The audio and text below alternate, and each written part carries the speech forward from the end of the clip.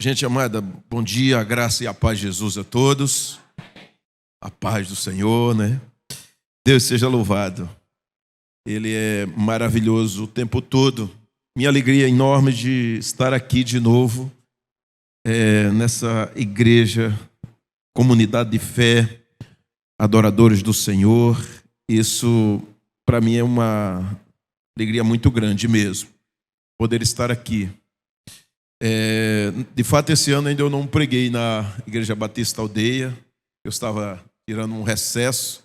Estarei retornando hoje à noite. Retornarei hoje de manhã, mas atendendo ao convite do meu amigo Júnior, né? Amigo de muitos anos, desde a Igreja Memorial de Belém aqui.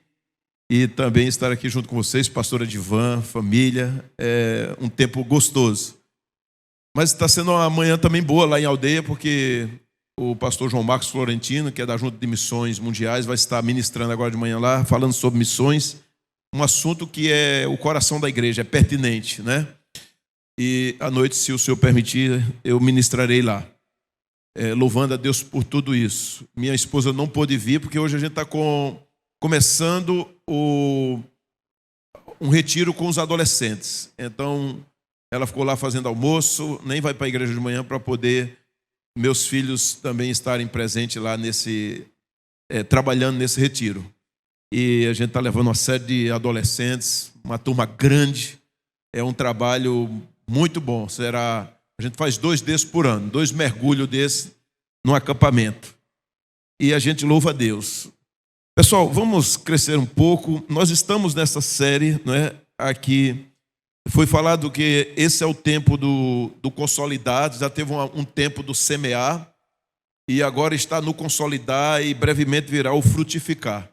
Essa tríade que engloba toda a igreja, uma igreja, né, de uma história tão linda, né, de missionários que vieram de outros lugares, como aquele missionário canadense. A maioria já está na glória de Deus, está lá no céu. Começando aqui pelo sertão, pela área de Pernambuco, e eu percebo que as igrejas, as igrejas históricas, né, sejam elas tradicionais ou pentecostais, têm muito o dedo e a mão dos missionários de outros países, americanos, ingleses, canadenses. Nós temos muita gente nesse lado e a gente louva a Deus. Mas, irmãos, nós passamos quase 400 anos sem uma igreja evangélica no Brasil. Por isso que quando começou a se instaurar, como no caso dessa, veio a perseguição, como apedrejamento era uma coisa comum. Muita gente lembra de um sacerdote aqui no Nordeste, que era normal. Eu, quando fazia parte de lá, eu lembro que eu estava num local e ele ministrando e a gente vibrava porque ele mandava mesmo apedrejar o negócio, era feio. E isso era normal. E eu lembro que eu, quando era menino, que tinha uma casa lá em Campina Grande, por trás, lá que tinha umas batucadas, era uma religião africana, eu gostava de jogar pedra em cima da casa do pessoal. Então eu fazia as piruetas, né? Eu fazia a maldade. Então, naquele tempo, o pessoal olhava para nós e víamos como pessoas estranhas. Eu estava lendo hoje a história de Paulo, naquele navio que ele foi, que teve o incidente. Quando ele chegou em Roma, ele teve que reunir a comunidade judaica para explicar o que é que ele fazia. Aí eles disseram assim: olha, nós não recebemos nenhuma carta de vocês, lá do pessoal lá de Israel, da comunidade que estava ali, mas ele começou a pregar o evangelho e era estranho. Paulo também, assim como ele apedrejou, ele também foi apedrejado, porque tudo que é novo suscita uma traição, uma coisa estranha. E então não seria fácil para nós também, ninguém ia receber a gente com flores, lá no início, venham, vocês são bem-vindos. Não, era estranho. Havia uma religião dominante no local. E a gente fica também angustiado. Você está nessa igreja aqui, se a pessoa aluga essa casa aqui de lado, bota um negócio que você não gosta, você fica orando para que a casa caia, né? Não é assim? Eu lembrei disso, que aqui na Rua das Moças, nós tínhamos um trabalho lá, e vizinho, tinha uma casa lá, e a turma batucava a noite toda e a gente fica orando: Senhor, fecha eles, quebra eles. A gente pedia, porque a gente tem medo dessas coisas e a gente acha que não, tem que ser o povo de Deus para prevalecer.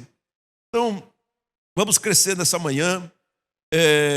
a Igreja Batista Aldeia, ela completará nesse ano, no dia 23 de agosto, né, dia 19 foi o culto, 18 anos. Então, esse ano estamos entrando na maioridade. É uma filha da Igreja Batista Memorial de Belém aqui, com a ajuda da Igreja do Arruda, que está aqui pertinho, e Igreja de Linha do Tiro, 3 igrejas batistas. Só que eu estava falando para Júnior, quando nós abrimos a igreja, aquela madrugada que o Senhor me deu aquela visão, e eu fui para o computador e anotei tudo, quase um ano antes, simplesmente era tudo diferente de tudo que eu vivia. Era uma igreja, assim, ela tinha que olhar mais para a comunidade do que para a história dela dentro do tradicionalismo. Ela seria uma igreja que trazia a história sem pisar nela e sendo abençoado por ela, mas seria uma igreja que teria que ter um viés olhando para dentro da sociedade. E quando eu estava orando para vir para cá, eu pensei exatamente nesse nome, Conquistando a Cidade com o Chamado do Amor. Porque é que a igreja está aqui há tantos anos, né, há décadas, nesse lugar? Por que é que o Senhor colocou? E eu não falo dos que já se foram, mas eu falo dos que estão vivos, de nós que estamos aqui. Por que é que o Senhor colocou a mim e a você nesse lugar? Porque Água Fria tem essa igreja nesse lugar, essa comunidade. O que diria Paulo? Que cartinha Paulo escreveria se ele estivesse agora numa prisão em algum lugar, se estivesse vivo? A igreja que está ali em Água Fria. Mandaria. O que diria Jesus se tivesse o novo apóstolo, João estivesse por aqui e dissesse ao anjo da igreja de Água Fria, escreve? O que ele diria? Então, isso é uma questão que nós, pastores e líderes, irmãos e irmãs, temos que pensar. O que o Senhor está dizendo da minha igreja, mesmo que eu esteja adorando, esteja linda, esteja com ar-condicionado, esteja com luzes, esteja um negócio maravilhoso, mas o que é que o Espírito Santo está dizendo? Ouça o que o Espírito diz à igreja. Ouça, isso é uma palavra que o Senhor é recorrente em dizer a todas as igrejas. Ouça o que o Espírito Santo está dizendo à igreja. E o que o Senhor está dizendo para mim em 2025? Assim como vocês estão no processo do consolidar, o ano passado nós estávamos no ano da colheita, e esse ano se chama o ano do aprofundamento, o ano do mergulho. Baseado naquilo que está em Ezequiel, a água tem que sair do tornozelo, do joelho, da cintura, e nós precisamos navegar nas águas do Espírito. Nós precisamos aprofundar. Eu quero orar com você antes, embora que o pastor tenha orado por mim, mas para que você seja refortalecido na palavra de Deus. Pai, em nome de Jesus, obrigado por estar aqui. Obrigado por poder participar, ouvir, louvar o teu nome, refletir, introspectar. Eu te agradeço. Obrigado, Senhor, pela liderança dessa igreja, pelo pastor Adivan, pelos presbíteros, pelos diáconos, ó Deus, pelos líderes, pelas pessoas que ministram, trabalham, faz acontecer, por aqueles que visitam. Bendito seja o teu nome. Traz a tua graça, o teu perdão e a tua misericórdia, para que o Senhor mesmo venha fazer a sua igreja, a noiva de Cristo, florescer. Louvado seja o teu nome, em Cristo Jesus. Amém.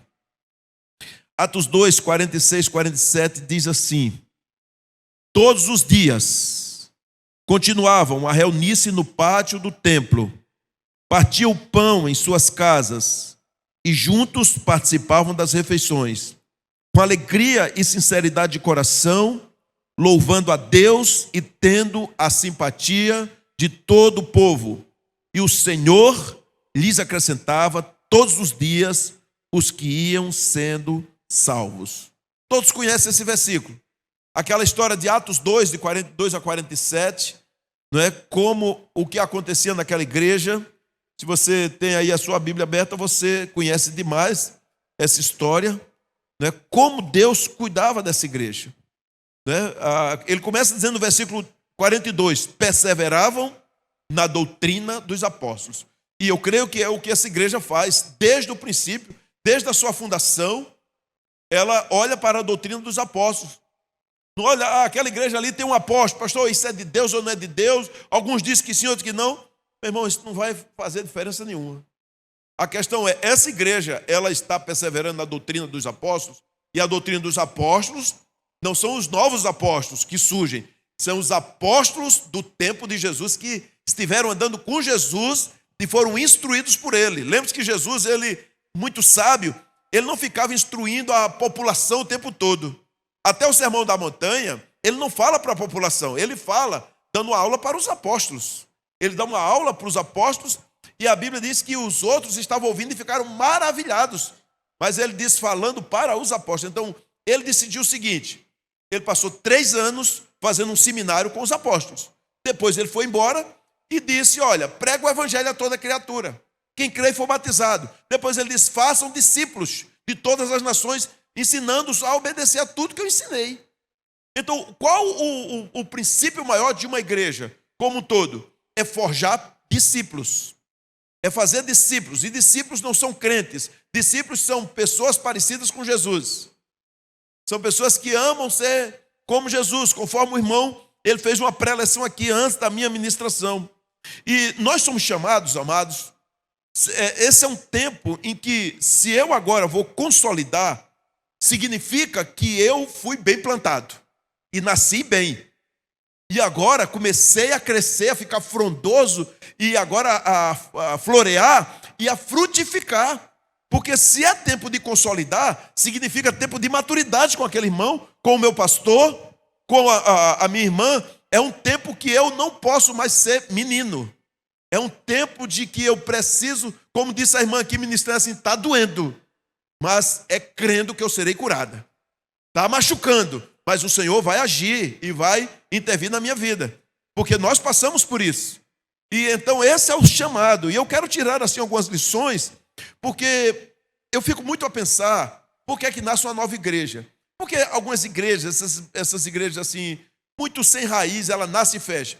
É porque nasceu porque tinha um grupo de irmãos. Nós somos 20, nós somos 10, vamos fundar a igreja, você vai ser o pastor. Aí alguns vêm, unge e tal, e virou pastor. Daqui a um tempo você pergunta, cadê aquele? Rapaz, fechou. Aquele irmão foi morar em Portugal, ou ele teve que se mudar, fechou.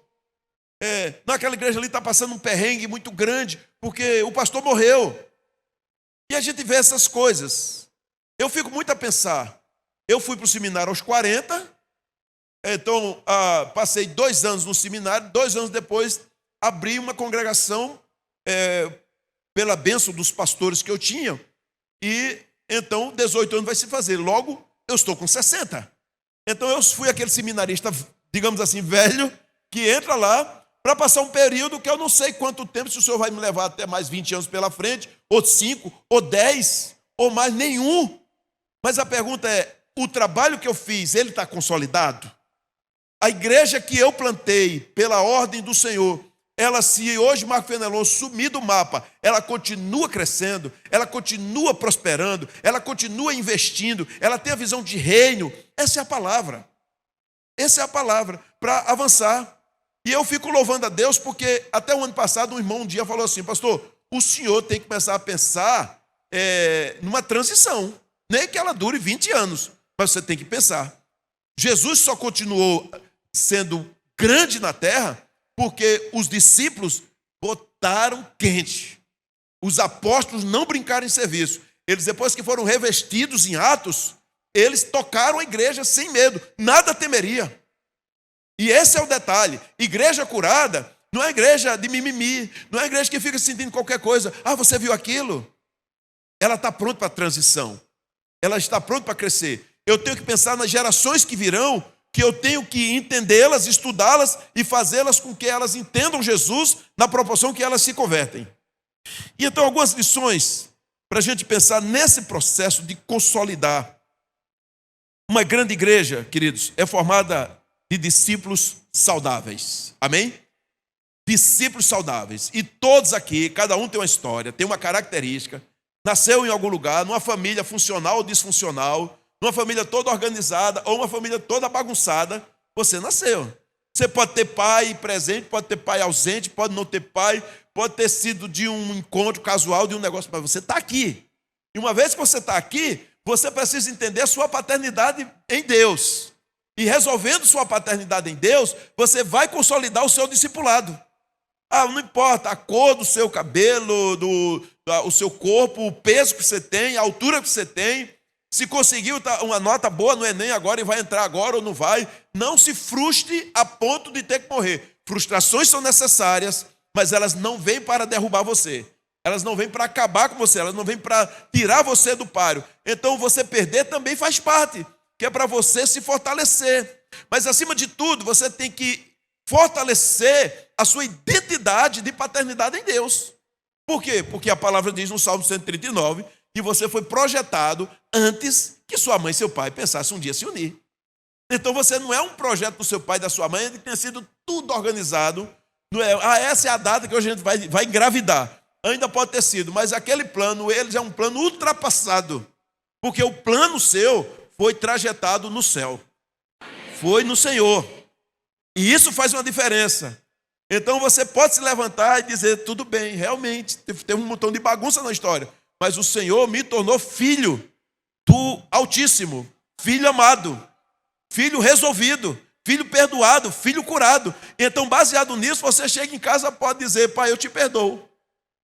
Mãe, eu te perdoo. Uma mulher me ligou essa semana, eu não lembro dela, ela disse que já visitou a igreja. Enquanto eu estava numa live, ela estava estando lá embaixo. Meu pai já foi expulso de várias igrejas e ele agora está aí. Para mim, ela estava elogiando. Mas depois a minha mulher entrou em contato e disse assim, ele vai fazer a mesma coisa aí também. Aí eu tive que começar todo um processo.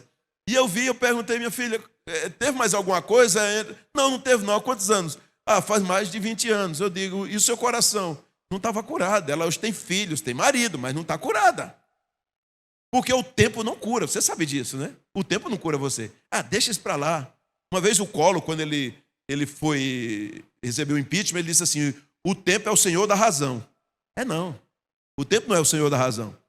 Ele está hoje, depois de tantos anos, ter perdido o governo, hoje é um senador, mas está com várias condenações, porque o tempo não é senhor da razão. O senhor da razão é o Senhor Deus, porque ele é o dono do tempo. O tempo é submisso a ele. Então é diferente, você se submete ao Senhor e ele cuida de você. Ele é quem perdoa, ele é quem sara as tuas enfermidades, ele é quem cura você, ele é quem lhe levanta, ele é quem ressignifica, ele é quem chega para você e fala assim, não temas. É ele.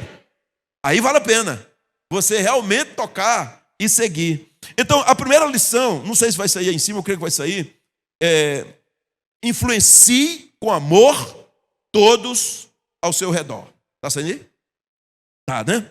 Então, Marcos 12, 30 e 31 tem um versículo que diz assim, ame o Senhor, o seu Deus, de todo o seu coração, de toda a sua alma, de todo o seu entendimento e com todas as suas forças. O segundo é este, ama o seu próximo como a si mesmo. Não existe mandamento maior do que estes. Então, influencie com amor todos ao seu redor. A igreja que está aqui, ela tem que ser uma influência na sociedade. Claro que ela é um antídoto na sociedade, mas ela tem que ser uma influência na sociedade. Então, quando Deus nos criou, Ele o fez levando em conta a integridade das relações que nós iríamos desenvolver. Eu, mandando uma mensagem ontem para uma diaconisa, ela disse assim, eu tenho muita dificuldade de fazer novos amigos. É porque alguém pensa que amigo é alguém que você tem que abrir o seu coração, contar os pormenores. Aliás, isso é até perigoso, porque eu posso dizer com muita propriedade. Eu acho que uma pessoa tem, assim, 1, 2 ou 3 pessoas ali lá que você pode confiar tudo. Porque a quantidade de gente decepcionada dentro da igreja, porque abriu o coração e contou os pormenores, e contou os pecados, e contou os problemas, as coisas, uma pessoa que estava apaixonada para outro, e aquilo virou uma arma de guerra na mão da outra pessoa, e destruiu aquela pessoa, e depois a pessoa ficou com raiva da igreja, raiva do pastor, e foi embora. Porque não é assim. Quando eu faço fazer amizades, eu falo relacionamentos. Amizade de irmão, de gente para resgatar. Onde é que você se cura? Você tem que ter um confidente, tem que ter. É o pastor, é a esposa, é uma pessoa de muita maturidade, de muita vivência, tarimbado, que já caminhou e tem segredo, que não fica abrindo a boca para contar a história de ninguém, porque esse é um problema de muitos irmãos. Ouve, mas depois fala assim, eu tenho um segredo para contar. Não vai falar para ninguém, só essa pessoa, e tal. É uma traição isso. Isso não serve. Então, é melhor você falar assim, não conte para mim não, porque eu tenho um problema, eu não sou baú. Eu vou contar para alguém. Não conte não. Então, fique aí com o seu problema. Né? Então, é melhor deixar. Então, influencie as pessoas ao seu redor com amor. Suporte as pessoas. Aguenta as... Não estou falando para você ser uma pessoa besta, boba, todo mundo bate, você... Não, não é assim. É você falar assim, dá para esperar. Sabe? Aguenta o tranco aí. E você fala assim, eu posso amar essa pessoa, ainda que é uma pessoa complicada. Mas pode chegar um momento que dá uma maturidade. Uma pessoa de quase 80 anos veio para mim, uma pessoa difícil, e sempre tem uma crítica. E um dia eu disse, meu irmão, você está pronto a ouvir o que eu tenho para falar? Porque eu vou bater. Eu digo, vou marcar contigo e vou falar. Agora eu vou passar a história sua. Porque não é possível, um cara com 80 anos, sofrendo, um casamento de 50 anos, a pessoa fala assim, eu quero me separar. Então tem que ouvir. Está na hora, né? Mas a Bíblia diz o seguinte, os mais velhos você olha como se fosse uma pessoa, um pai, com cuidado, com temor, com zelo. Então, o pastor David Tibúrcio, ele diz assim, o que é feito na cidade influencia a igreja, e o que é feito na igreja influencia a cidade. Essa igreja aqui, ela existe para crescer. Ela está aqui, mas eu começo a sonhar uma igreja com 5 cultos no domingo. É possível ou não? Sim ou não? É possível. Começa. O que é que está vendo ali? Pastor, ali não tem muito banco, ali não tem muito estacionamento, 5 cultos no domingo.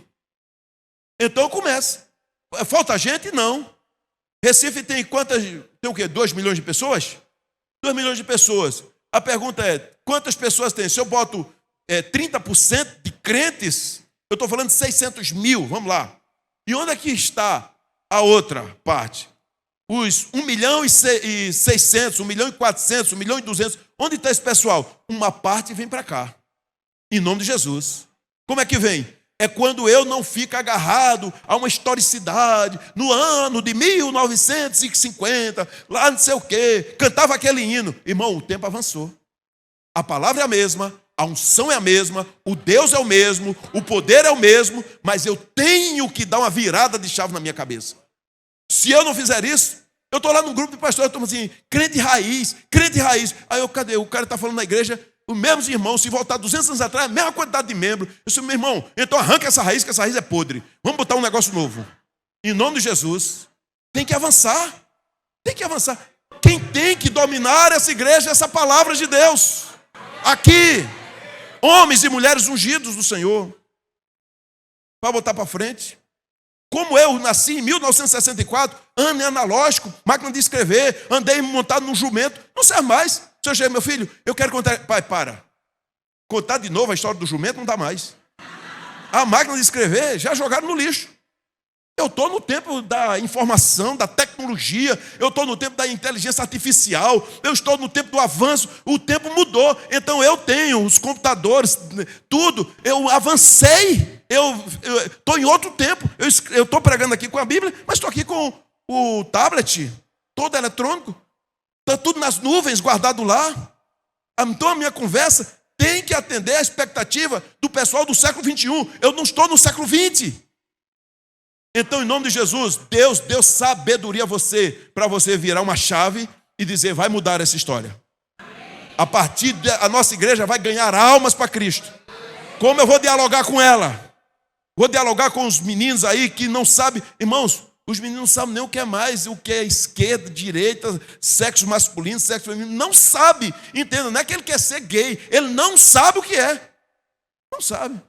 O que é uma geração Z, uma geração Y, como é se eu não treinar o pessoal, como eu viverei com eles? Como eu vou trazer de volta? Aquele cabelo que eu não entendo nada, aquele negócio, pisse, brinco, tal. Como eu vou ter diálogo com ele? Eu preciso disso. Eu quero trazer e dizer, tem uma solução para a sua vida. Eu quero lhe apresentar um amigo. Um amigo. E quando você apresenta Jesus, que ele sabe, eles vão ver que Jesus não é ultrapassado, Jesus é do hoje. Eu sou o mesmo ontem, hoje e para sempre. Eternamente.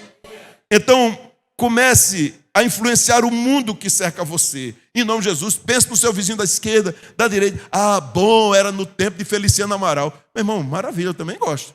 Eu estou sozinho no meu carro, eu escuto. Entendeu? Mas eu vou botar isso para os meus filhos, não vai escutar mais. mas eu gosto. A letra é maravilhosa.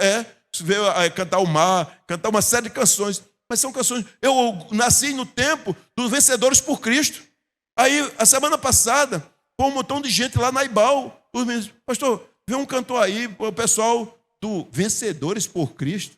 Então, sabe, meu irmão, foi o meu grupo. Eles tudo fora. Não, a gente quer ouvir Saad. Acabou. Então, eu tenho que... Não adianta. Então, a gente vai... Qual a arma que você ganha o povo de Cristo para Cristo hoje? Em nome de Jesus, irmão. Qual a arma? Eu frequentei uma igreja, Júnior sabia, na hora que a gente ia começar o louvor, esses hinos bem antigos. Aí o irmão se levantava e ficava lá fora. Hoje não tem um jovem lá. Não tem mais. Tem que fazer todo um trabalho de volta. Então você precisa, o Carlito Paz, eu gosto do Carlito Paz, cito ele muito aqui, ele diz, você precisa fazer do seu lar uma extensão da igreja. Essa igreja do Carlito Paz, ela tem, para vocês terem uma ideia, ela tem cerca de mais de 80 anos. Mais de 80 anos. Hoje ela está ali com média de 20 mil pessoas. Mas foi necessário o pastor Carlito mudar completamente. É uma igreja que tem raiz. Uma igreja que tem palavra. É uma igreja que tem santidade. Que prega o tempo todo santidade. É uma igreja das linhas mais tradicionais dos batistas. Mas ele mudou o jeito da igreja. Sabe para quê? Para ganhar a cidade. Quando você chega em São José dos Campos, você pode pegar um carro, qualquer pessoa, e perguntar que igreja é relevante nessa cidade. Todos dizem, a igreja da cidade, que é a PIB, Primeira Igreja Batista de São José dos Campos. E então eu disse assim, camarada, é interessante. Uma mulher me falou recentemente, ela disse assim, pastor, eu não consigo conceber aldeia sem a Igreja Batista Aldeia. Eu não consigo. Por quê? Porque está pegando os jovens todos. Está pegando os adolescentes. É uma igreja que a turma está lá chegando. E então eu avancei, botei pastor só para jovem, pastor só para criança, pastor só para os idosos. São os 14. Comecei a botar, cuide desse povo aí, cuide aqui da turma da terceira idade, cuide aqui dos casais, cuide de todos os jovens. O pastor só para cuidar de adolescente. Por que a gente faz isso? Porque tem que ter um olhar da Bíblia, um olhar de Deus para eles. Então a igreja em aldeia não é para minha glória. Não é para minha glória. Sinceramente, esse tempo Deus me curou. Eu não tenho vaidade com esse negócio. Eu não tenho vaidade. Entendeu? Me elogiar, não elogiar e tal. Mas eu quero caminhar em aldeia e as pessoas saberem assim, puxa, eu fui lá, fui abençoado. Então, quando eu vou na academia, quando eu vou no restaurante, quando eu vou a algum lugar, eu quero saber o que eles pensam a esse respeito, no sentido se a igreja está trazendo o povo, porque Deus falou o seguinte, se você trabalhar, eu vou tirar aqueles camaradas ricaços ou aqueles quebrados que ficam tomando uísque 12 anos lá dentro da sua casa, mas estão tudo quebrado. O nome não serve mais para nada, mas continua mantendo o status quo. Eu pergunto, a Água Fria não está precisando disso? As Redondezas, a Arruda, e estava precisando. Está precisando. E aí o que Deus faz? Ele já arrancou em todas as igrejas batistas, hoje temos mais de 1.850 pessoas. Mas, irmãos, o que é 1.850 pessoas? Sabe o que eu olho e digo assim, não é nada. Se elas não trabalharem. Se a gente não ganhar o bairro, a rua. Eu plantei uma igreja lá em Candeias. Um amigo meu disse, mas pastor, o senhor está a 300 metros da minha igreja. Eu não sabia. Esse meu irmão me perdoe. Não, mas está tudo bem. Eu disse, você quer que eu tire a igreja e bote mais 200 metros na frente? Não, deixa aí. Se daqui a pouco a igreja enche, eu boto mais para frente. Não tem problema. Não, pastor, a gente vai trabalhar junto. Porque tem gente que está preocupado com isso. Alguém agora há pouco disse assim, pastor, você sabe que a Assembleia de Deus vai botar um templo grande aqui? Eu digo, meu amigo, que seja 10 vezes maior do que o nosso. Bota aí. Que vem a outra igreja, vem a presbiteriana, vem a igreja aqui, acabou um espaço lá, viu, pastor? Uma igreja grande lá, bonita, amém, irmãos? Vamos lá e vamos plantar em aldeia. Pronto, vai ser uma maravilha lá. E está lá, amém, querido? Já tem gente ali vibrando. Em nome de Jesus, vai lá e bota. Não tem que ser igreja. Por quê? Porque tem muita gente dentro seus chácaras, dos seus condomínios, trazendo, desfilando de Ferrari, não sei o quê, até de helicóptero tem gente desfilando lá. Em nome de Jesus, bota para dentro da casa de Deus, porque o fogo não é quando cai, o fogo é quando se espalha. Amém, não? Um avivamento não é quando, irmão, a igreja, nossa, está pegando fogo. Sim, mas está se espalhando. A igreja não é o ponto do ajuntamento, é o ponto de partida. É você estar aqui celebrando, assim, a gente está saindo, hein, irmãos? A gente está ganhando almas. Então, interessa, se é grupo familiar, se é pequeno grupo, se é célula, o nome que vai dar, não sei, mas você vai abrir a porta da sua casa e botar gente para glorificar o nome do Senhor. Eu fico o tempo todo doido por isso. E a sua casa, tem espaço lá? Não, estou na reforma, irmão, e aí, daqui a pouco, e aí sua casa? Abra aquela casa, irmão, tira aquele sofá mofado que está lá e vamos se reunir, em nome de Jesus, para a glória de Deus, amém? Quantos aí já estão com a casa disponível? Levanta a mão. Meu Deus, ó, já está assombrando, já tem 10. Glória a Deus, aleluias. Então isso vai mudar a história. Vai dizer, pastor, minha casa está lá, pode botar, a gente vai abrir, me treine, me capacite, faça alguma coisa, mas eu quero almas para Cristo. Eu estava falando para um rapazinho essa semana que ele falou, pastor, eu estou indo para a presbiteriana. Eu digo, vá, o pastor lá é meu amigo, tudo bem, mas chega o pastor e procura ele. Ele disse, pastor, eu trabalhava lá na Ibal, estou vindo para cá, só que eu vou fazer 2 vezes mais que eu fazia lá. Você vai dizer isso? Então esse é o negócio. Trabalhe mais. Então, você precisa fazer do seu lar uma extensão da igreja. Eu posso dizer que a igreja ela cresce muito nos lares. Nos lares. Eu fico muito feliz saber que por semana a gente reúne cerca de 1.000 pessoas nos lares. Estamos com 65 pequenos grupos e esse mês ainda somente eu abrirei 4, os outros abrirão, porque a ideia é que abramos 40 pequenos grupos até dezembro, para chegar aí a 100 ou 100 e pouco, ou quase ali, onde possamos ter 1.400 a 1.500 pessoas nos lares. Mas é no lar que eu tenho chance de bater papo com a pessoa, de conversar. Irmãos, e os nossos estudos lá, com louvor, com tudo, dura 50 minutos, 60 minutos. Não passa disso. Depois é conversa, um lanchinho se tiver e tal, acabou. E ali eu vejo Deus cuidando das pessoas. É um estudo já todo pré-definido, todo estudo em todos os pequenos grupos. O sermão que eu prego hoje à noite é a base do estudo da semana inteira. E eu tenho os supervisores, tenho um pastor só para pequeno grupo, eu tenho um pastor educador que corrige a rota para que ninguém fique criando outras pernas. Mas, graças a Deus, não tenho tido problema já nesses anos inteiros. Não. Ao contrário, quando chega o tempo de batismo, tem uma turma toda. A gente tem uma escola sempre planejando para o batismo. Então, a igreja, o Bill Hybels, ele diz que a igreja é a esperança do mundo.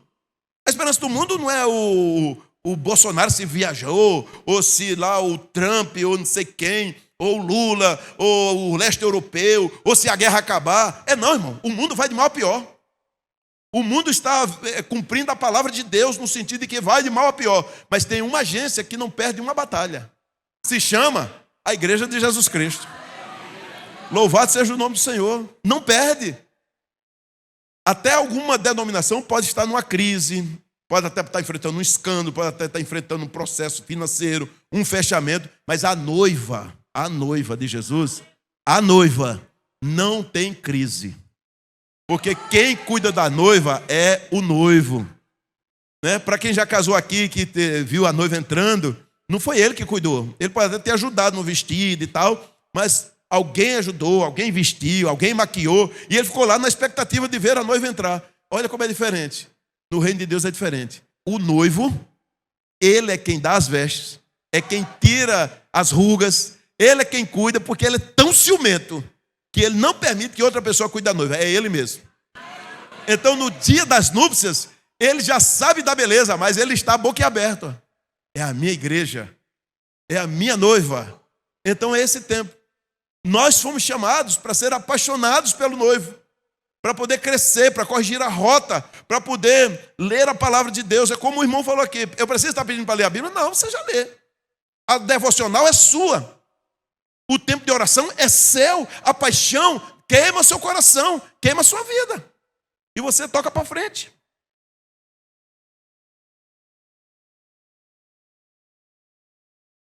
Segundo, esteja preparado para mudanças. Jeremias 2:36a diz: por que você não leva a sério a sua mudança de rumo? E a gente sabe que Israel não levou a sério a mudança de rumo que o Senhor estava dando para ele, e sofreu as consequências por causa da infidelidade. O mundo estava mudando na época de Jeremias e continua mudando hoje. Eu diria até mais rapidamente do que naquele tempo, porque ali era uma nação e hoje é um mundo. Então, nós precisamos nos adaptar. Adaptar não é conformar. Adaptar é saber lidar com os caminhos tortuosos do nosso tempo, com as N situações, os meios de comunicação. A igreja precisa levar a sério o que Deus está gerando de mudança no tempo presente. Irmãos, olhe bem aqui para mim. Se nós, jovens, adultos, velhos, idosos, não entendermos isso, quem vai entender? Essa juventude tem aqui, uma juventude grande que tem aqui, botar assim, a gente vai botar para moer. Vai acontecer.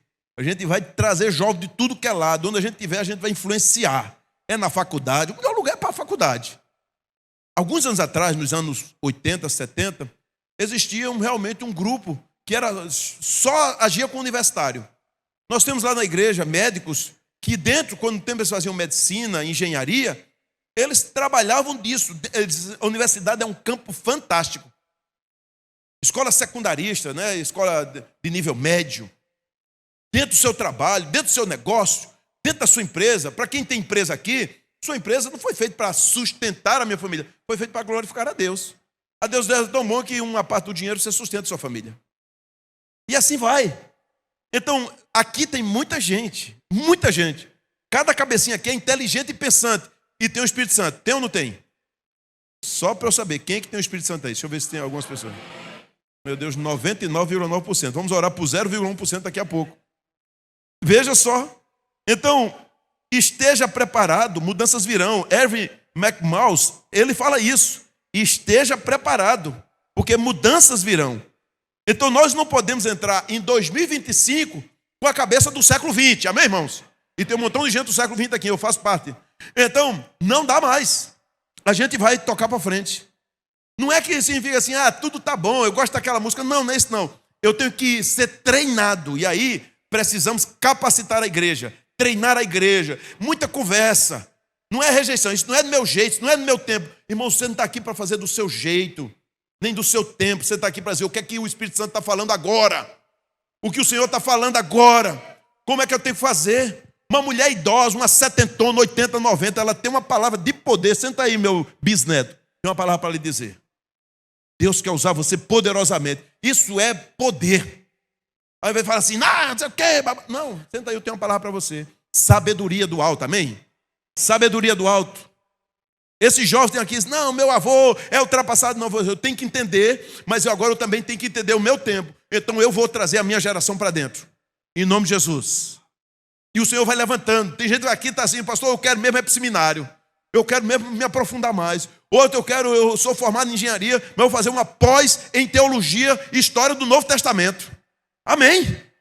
Vai ser desse jeito. Você é mestrado, doutorado. Tem lá um camarada que é médico. Ele se converteu um dia, ele chegou, pastor, eu estou muito angustiado. O que é isso? Eu disse, meu filho, se converta. É o Espírito Santo. O que é que eu faço? Eu digo, rasgo o coração e digo, Jesus, entra no meu coração. Ele diz, agora. Eu digo, de joelho, meu filho.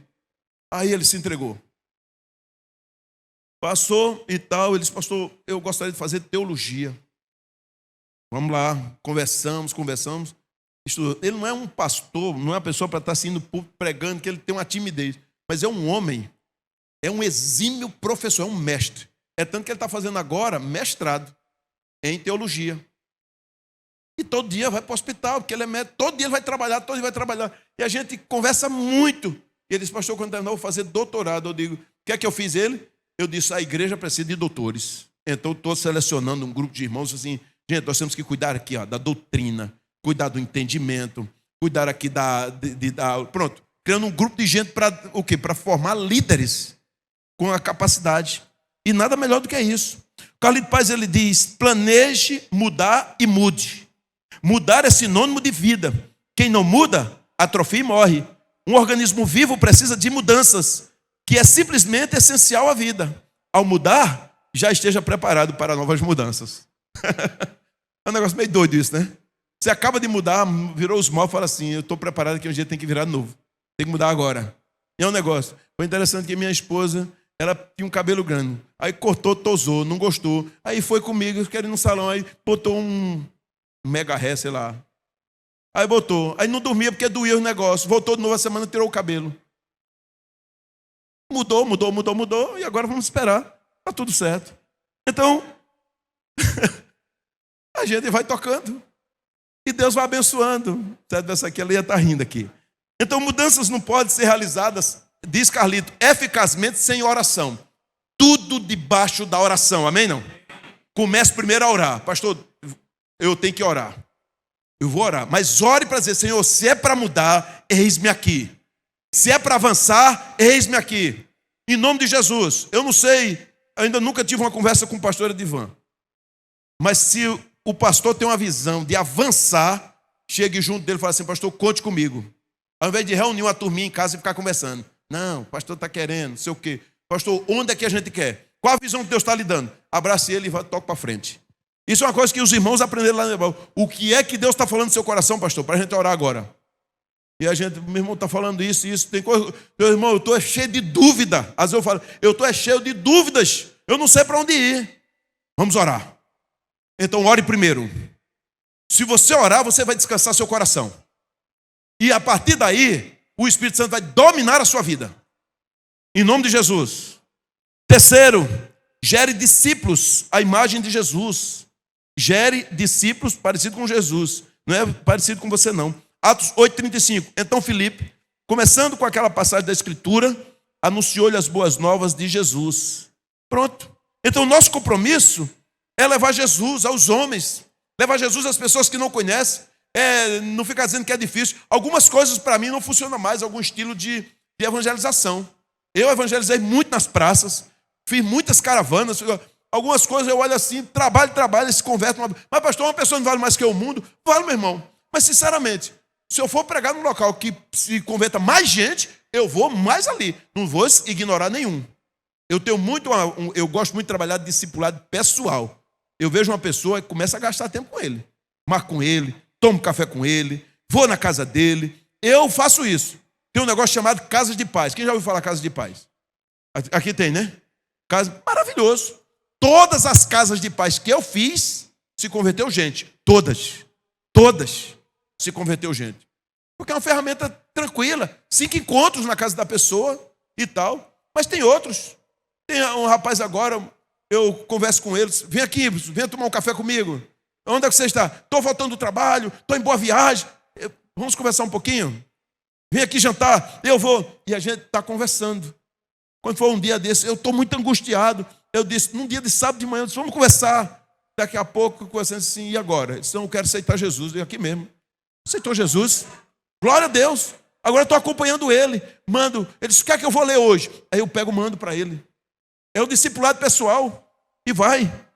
Mas esse é um detalhe tremendo. Então as igrejas que nascem de Deus possuem a capacidade de se reproduzir espontaneamente, resultado de uma força interna chamada Espírito Santo, que orienta esta igreja.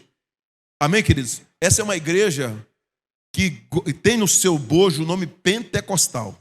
E o nome pentecostal não é só para dizer que acredita no que aconteceu lá. É uma igreja que está dizendo assim, nós estamos debaixo do poder do Espírito Santo hoje. O Espírito Santo de ontem é o mesmo de hoje. Ele fala comigo, ele mexe o meu coração, ele faz andar além. Então use a unidade.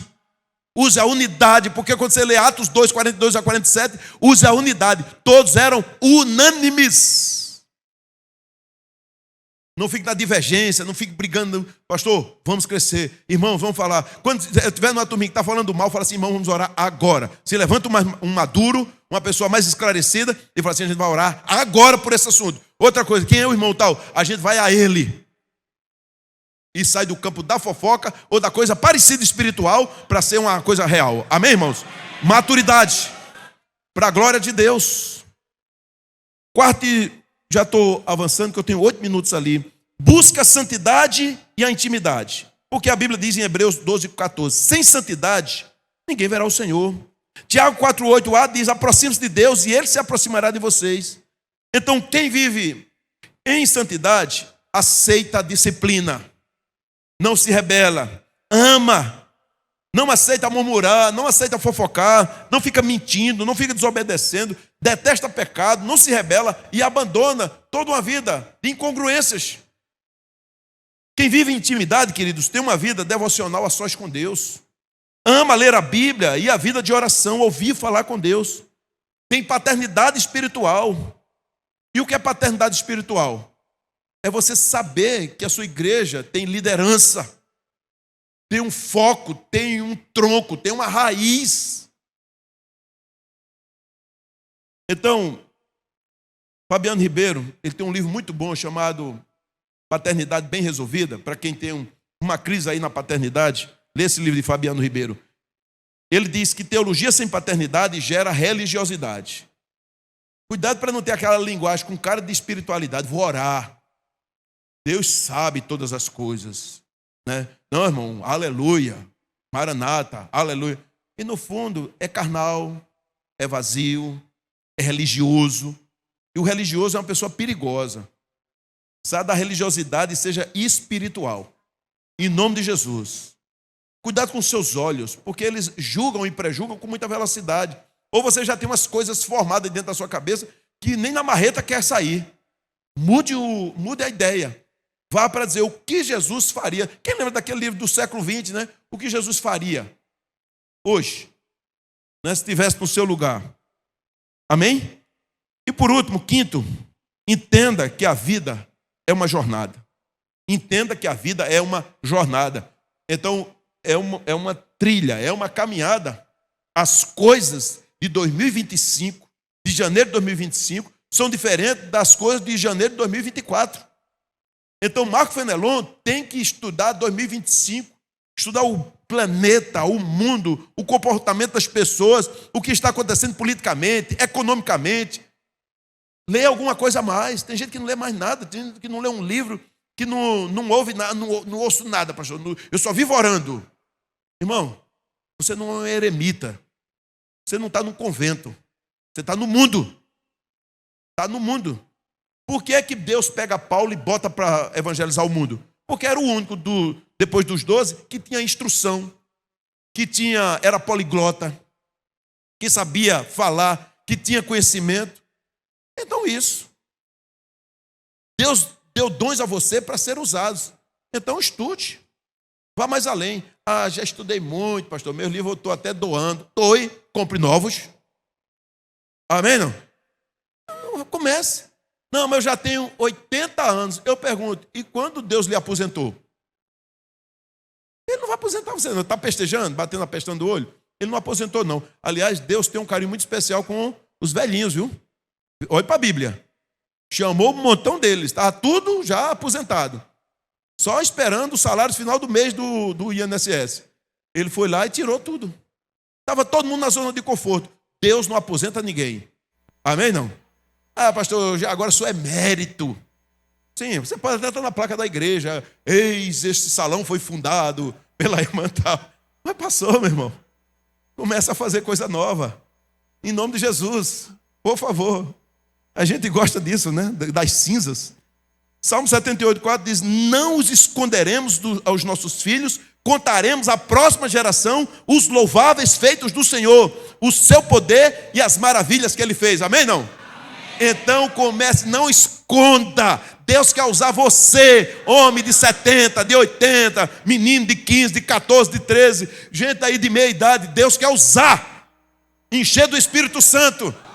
Então pare de contar abobrinha e problemas e dizer não sei o que, não presto mais para nada. Não tem jeito. Quando olhar no espelho, faz assim, dá para o gasto. E toca para frente. Em nome de Jesus, faça acontecer. Então tenha uma vida de entrega, de doação. Sirva ao Senhor.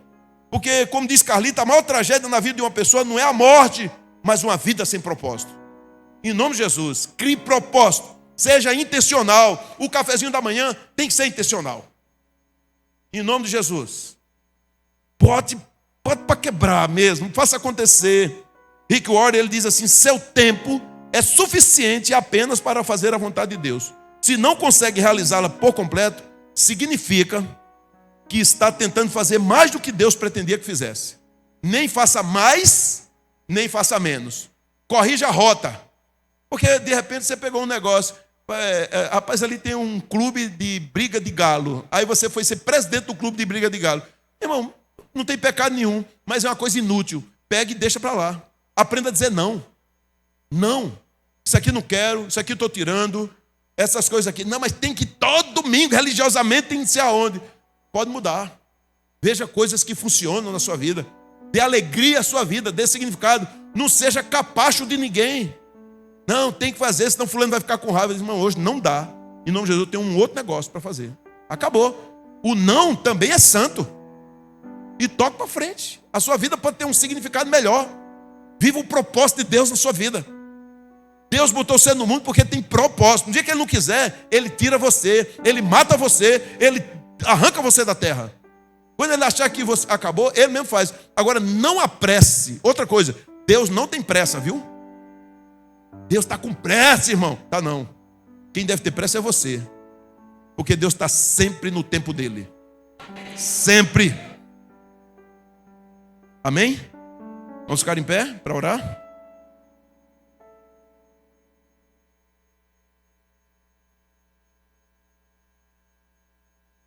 Eu quero orar com vocês nessa manhã. E como igreja que somos, precisamos nos preparar para um tempo de vitória no meio do povo de Deus, ganhando muitas almas, fazendo muitos discípulos. Irmãos, eu não estou dizendo que você esse ano você vai melhorar as finanças, sua saúde vai ficar 100%, você vai conseguir trocar de carro. Pode ser que tudo isso aconteça e ficarei muito feliz se o Senhor der tudo isso para você. Mas no meio das lutas, das pressões, das adversidades, até da escassez, até das provações e privações, o Senhor chamou você para ter esperança. 1 Coríntios 2,9 diz assim: todavia, como está escrito, olho nenhum viu, ouvido nenhum ouviu, mente nenhuma imaginou o quê? O que Deus preparou para aqueles que o amam. Isso é maravilhoso, né?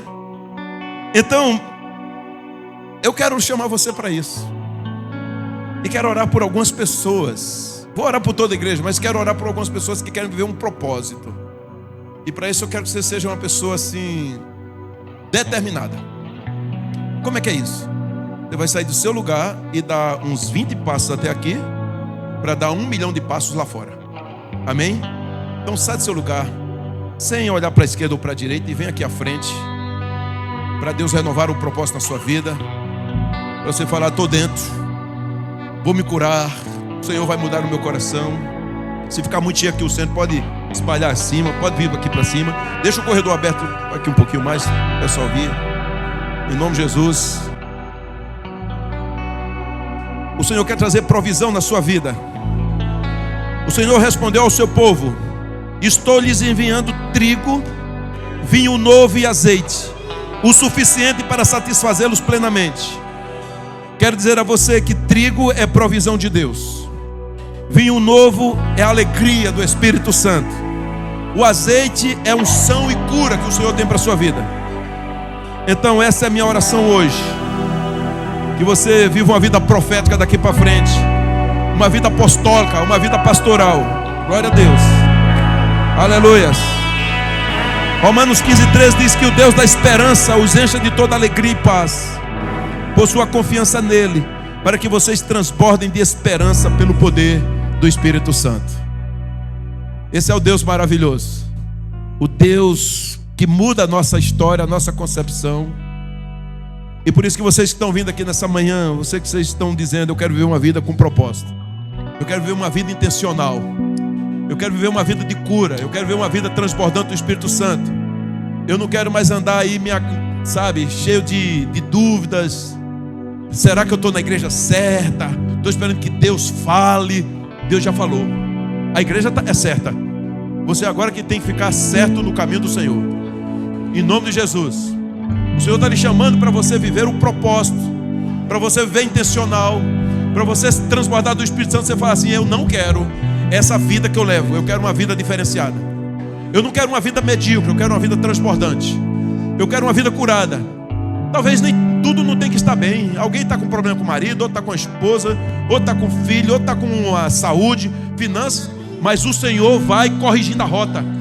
Alguém está com problema com o seu pai, está com problema com a mãe. Deus vai corrigindo a rota. Mas você fala: vai mudar.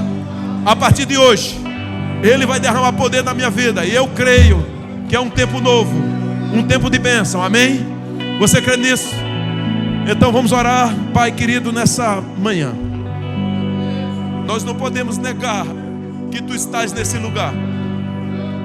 Não podemos negar, Senhor, que Tu viesse nessa manhã, para nesse tempo, Senhor, nesse tempo em que Teu povo se junta para consolidar.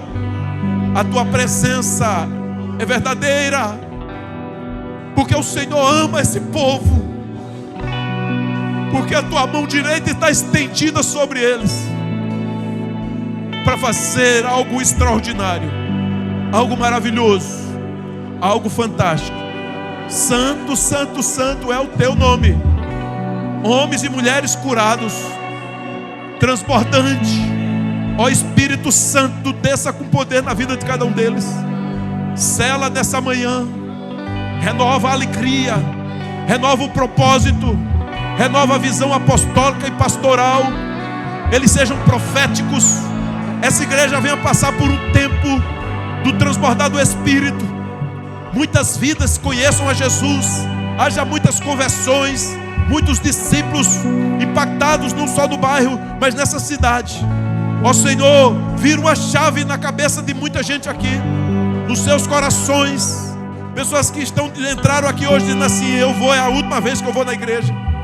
Eu estou cheio de dúvidas. Se o Senhor falar comigo, eu sei que Tu estás falando, porque Tu não deixa ninguém no prejuízo, Tu não deixa ninguém na mão. O Senhor não deixa ninguém caído, levanta todos. Aqui, Senhor, hoje é um campo maravilhoso, é a casa da misericórdia, é a bênção do Teu Espírito.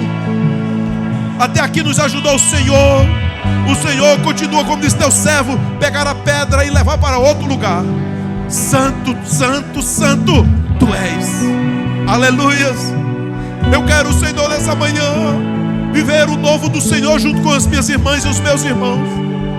Um tempo de pureza, um tempo de santidade, um tempo de vida nova, um tempo de alegria, um tempo de perdão, um tempo de cura, um tempo da visitação do Teu Espírito Santo, Senhor.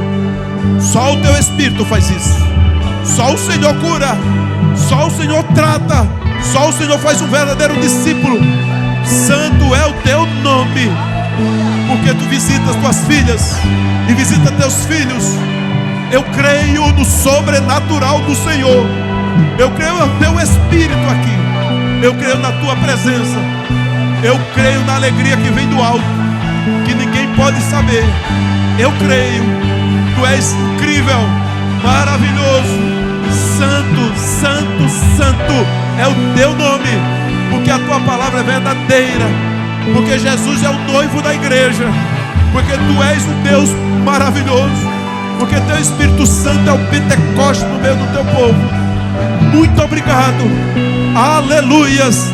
Louvado seja o Teu nome, em nome de Jesus. Amém.